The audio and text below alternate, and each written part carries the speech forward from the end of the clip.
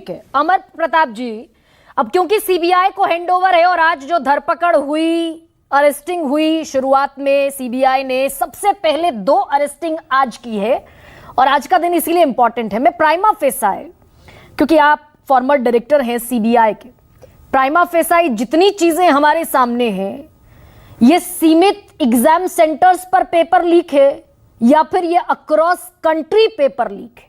क्या कहता है प्राइमा फेसाई आपका एक्सपीरियंस? देखिए, मैं दो तीन बातें बता देता हूं आपको।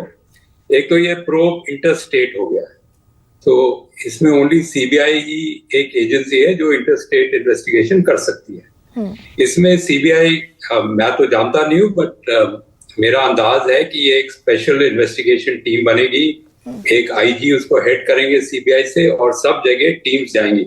अब इसमें लिंकेज देखना। चल हो जा शुरू।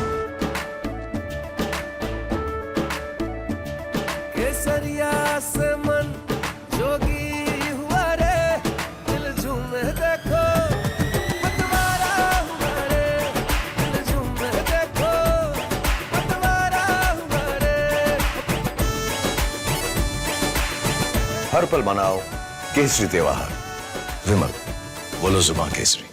पड़ेगा कि सब ये जो सारी लीक्स हैं एक ही जगह से लीक हुई है या सेपरेट लीक्स है, तो ये सब वो करेंगे। और इसमें मेरे को कोई शक नहीं है कि ये पिन पॉइंट कर पाएंगे कि ये लीक कहाँ से हुई है, क्योंकि कुछ स्टूडेंट्स हैं, जैसे आप बोल रहे हैं, मैंने पढ़ा 67 स्टूडेंट्स को 70 मतलब 100% मार्क्स मिले, 720 आउट ऑफ 720। हाँ, तो जरूर आप उनको इंटेरोगेट करेंगे, तो वो तो क्रिमिनल्स है नहीं, वो तो बदला ही देंगे। आप उनको पूछताछ करें तो उनको आपको पता चल ही जाएगा कि कहाँ से उनको पेपर मिला था, कहाँ से लीक हुई। हाँ। तो इसमें मैसिव एक्सरसाइज होगी जरूर, बट बड़ा मुश्किल नहीं है इसको डिटेक्ट करना। सीबीआई सारे ये इन्वेस्टिगेशन करके डॉट्स ज्वाइन कर लेगी कि ये एक्चुअली एक ही कॉन्स्पिरेसी है कि अलग अलग स्टेट्स में अलग अलग लीक्स हुई हैं। और मेरा सुझाव है कि ये जो अभी जो कमिटी फॉर्म हुई है, ये यूपीएससी को क्यों नहीं देखती है कि यूपीएससी कैसे एग्जाम्स करता है। अभी तक तो यूपीएससी का कभी भी एक भी एलिगेशन नहीं है कि पेपर्स लीक हुए हैं। तो आपको सिर्फ जो यूपीएससी का सिस्टम है एग्जामिनेशन का, आपको फॉलो करना है, आपको कोई दिक्कत नहीं होगी फिर। अच्छा सर, ये जो आपने यूपीएससी का जिक्र किया, आप फॉर्मर मेंबर भी हैं यूपीएससी के, तो ये एनटीए का फेलियर है सीधे सीधे, कंडक्ट नहीं करा पाना एग्जामिनेशन को ठीक तरीके से? बिल्कुल, मैं समझता हूं उनका फेलियर है, क्योंकि यूपीएससी जब कंडक्ट करता है तो कभी किसी ने कोई आवाज नहीं उठाई कि कभी लीक हुआ है, कुछ हुआ है। तो आप यूपीएससी का सिस्टम फॉलो करिए, इसमें कोई दिक्कत क्या है? नहीं तो फिर एनटीए नाम की जो संस्था है, इसके प्रति स्ट्रिक्ट एक्शन लेने में कौन सी तकलीफ, कौन सी दिक्कत है?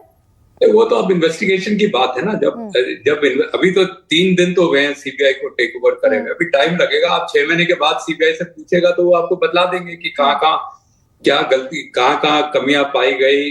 अच्छा, सीबीआई जब इन्वेस्टिगेशन करती है तो वो सिर्फ इन्वेस्टिगेशन नहीं करती है, वो लूप होल्स प्लग करने की भी आपको सजेशंस देगी, एंड में बतलाएगी कि साहब यहाँ से वीकनेसेस थे, इसको आपको स्ट्रेंथन करना है, ऐसे करना है। वो आपको पूरा सिस्टम का एक पूरा एग्जामिनेशन करेगी। पर मैं आपको सिंपल चीज बता रहा हूँ कि आप यूपीएससी का सिस्टम फॉलो करिए, कभी कोई शिकायत ही नहीं हुई है। नहीं तो लैक ऑफ इंटेंशन हुआ क्या सर?